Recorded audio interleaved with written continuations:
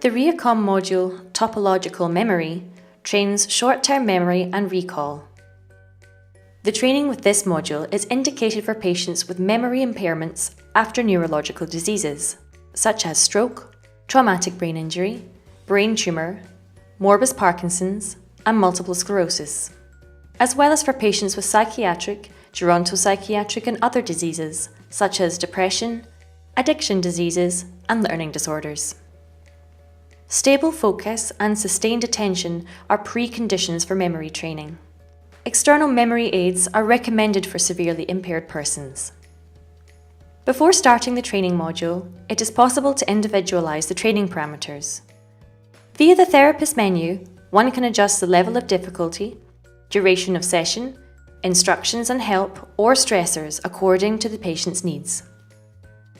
It is possible to change these parameters at any time during the training. The task in this module is to memorize and recall a number of picture cards and their position in a matrix. In the memorizing phase, the patient is presented with a variable number of cards in a matrix, which they should memorize before they are turned over or hidden. They will then be shown a card at the side of the screen, which should be selected from its correct position in the matrix. This continues until all the cards are correctly selected. Depending on the impairment, it is possible to switch the positions of the matrix and the card which is to be found. The training starts with a low number of picture cards that are easy to differentiate from each other.